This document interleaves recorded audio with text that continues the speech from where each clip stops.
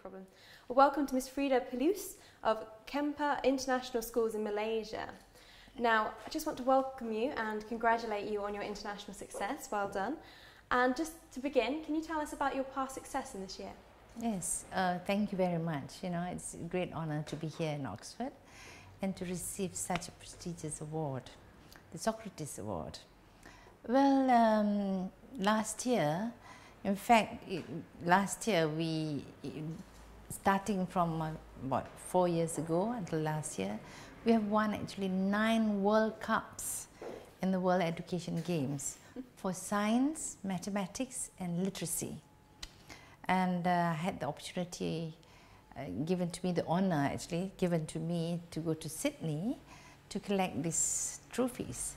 And since then, you know, we've won 9 trophies, world trophies for maths, literacy and science. Wow. That's one. In the area of exams again, in the IGCSE exams, since 2008 we have been world champions on top of the world for chemistry, mathematics, accounting and combined science. And we've got students going to Cambridge, Oxford and the top universities in the world. That's for mind. We say in Cempaka, we challenge the mind. And of course, nationally we've won lots of awards as well, you know.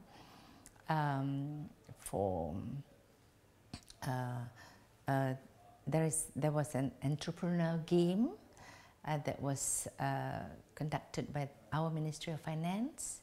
Our children took part in that competition against university students actually, and we were the best. And because we were so good, now the Ministry of Finance, Malaysia, have asked us to draw up a program that can be rolled out in all the government schools for entrepreneurship. That is just the mind. Then we talk about the body, because in Cempaka we say we challenge the mind, we strengthen the body and develop, and we nurture the soul. So when we talk about body, we talk about games, we talk about organizations, we talk about the esprit de corps in the school. Now, one of the things that we promote in the girls' school, we've got a girls and all girls boarding school. We've got 3 schools actually, 3 campuses, and one of which is a girls' boarding school. And our #1 sports there is golf. So we have a coach from Edinburgh, from St Andrews, and we've got 17 top golfers, girls ranging from the age of 12 to 15, and they've been winning national and international competitions. In fact, one girl recently got a hole-in-one and she won X60, you know, the 4-wheel drive, the Volvo 4-wheel drive, and she's only 13, she can't drive yet. So the mother took her prize, you know. Yes, and that's for the body, strengthening the body. And then we talk about soul. And we are big in performing arts. You know, we do all the shows in school, musicals and theatre and so on. And we also do a lot of community work. And recently, we planted together with some villagers in a little village in Malaysia, 5,000 trees. This is part of the reforestation program with the Ministry of Agriculture.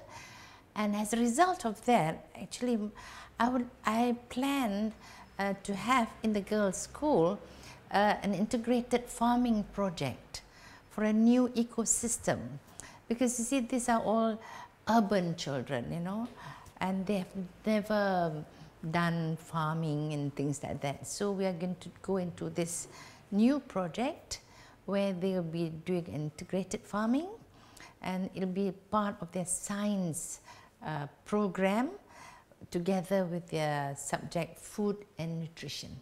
So we grow the plants and we then harvest the plants, and of course we eat them. Yes. Excellent. Well, that sounds absolutely fantastic. Now, just to finish, I think we've covered quite a lot in that. Could we talk about your up and coming plans? What are your plans for the future? Okay. The biggest one that we are planning now, and we've already started some groundwork on it, is what we call EduGift. It is a foundation for girls. So Edu stands for education, Gift, G-I-F-T, that's Girls for Tomorrow, G-I-F-T, you know. So EduGift meaning a gift in education, but for girls for tomorrow. Because, you know, if you look around, countries that are having a lot of problems, war-torn countries, countries in the third world, and you find actually women and children are the biggest victims of war and conflict, of poverty and so on. And normally girls are not given the right education. You see? Now it's very important to educate girls because they are the core, the mentor and the educator in the family. So if you educate the girl well, you know, she grows up, she has a family, then she'll bring up her children properly. So it's very important for us to educate girls. Now, there are many girls in these countries who cannot get access to world-class education. We've got a girls' boarding school. So what we have done, we are starting now, is actually a foundation for EduGift, and we are going to put in a seed money of 500,000 euros towards this foundation.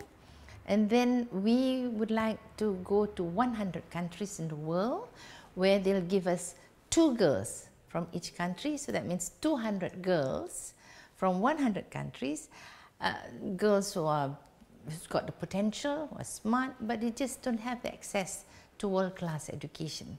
Now I'd like to bring them to our girls' school, which is called Cempaka International Ladies College, and there we will train them. Now this is a long-term project. It is about 7 to 10 years if they start at the age of 12. But if they come after their O-levels, high school, and they come and do the IB with us, International Baccalaureate, because we are one of the top school in Malaysia with top results for International Baccalaureate. So they come and do the IB with us, and then after that, we'll send them to a university to become school administrators. So at the end of this whole project, they will then go back to their own countries with backing from us and the philanthropists that we hope would have the same vision as EduGift. Then they can go back to their own countries and start a school. You know, so that it has a ripple effect, that more children, more girls can gain access to world-class education. Wow, that really is awe-inspiring. Yes, I think it's a big thing to do, but I think it's the right thing to do, you know, and I myself feel that I need to do this and I must do it, and it must be a success. Excellent, right. Thank you again, well done again for your award. It really is an honour to have you here today, so thank you. Yes. Thank you very much. Thank you for having me.